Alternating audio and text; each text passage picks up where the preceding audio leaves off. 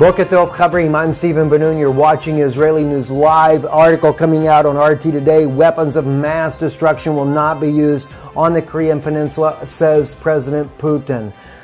Just the mere fact that President Putin is stating this right here lets us know that there is a high probability that the United States is definitely going to take down Kim Jong-un, and no doubt in order to keep Russia out of this conflict, they have agreed that they would not use weapons of mass destruction. Russian President Vladimir Putin is confident that there will be no conflict with the use of weapons of mass destruction in Northeast Asia, he said at an Eastern Economic Forum in Vladivostok. Vladivostok, by the way, is the area right there, the city just above North Korea there. He goes there, he says, "We hope it will not come to a conflict with the use of weapons of mass destruction in Northeast Asia," Russian President Vladimir Putin stated at the Eastern Economic Forum in Vladivostok.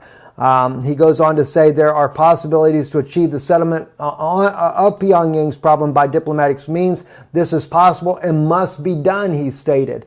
But as it seems very inevitable, President Putin realizes that there is going to be a war on that particular peninsula right on his doorsteps. And we know that there have been generals, Russian generals, that have met with NATO commanders. And no doubt this has been one of the subjects that have topped the agenda there. And supposedly, I'm assuming that they have agreed not to use weapons of mass destruction. And under that pretense, perhaps Russia has agreed to stay out of the battle if that is adhered to when it comes to North Korea.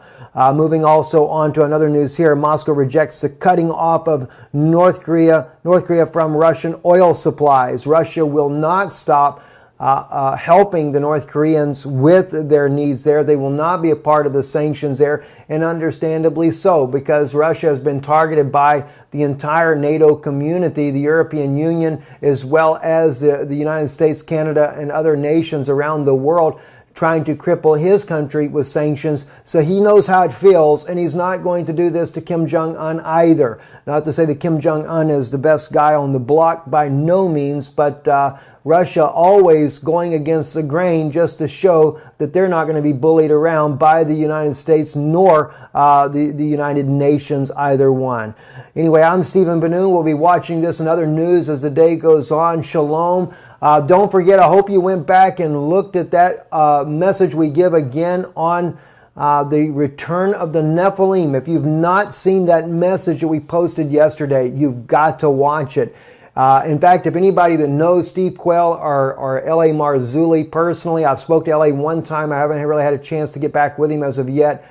I think these men need to hear about this. It is very obvious. I discovered how they're bringing the Nephilim back then, how they're doing it today. They're still doing it.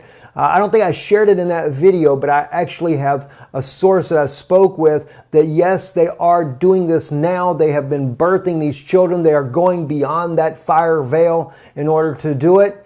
And it's just very troubling indeed. And everything laying right there in ancient documents, and Yeshua claiming that all these things would repeat in this day.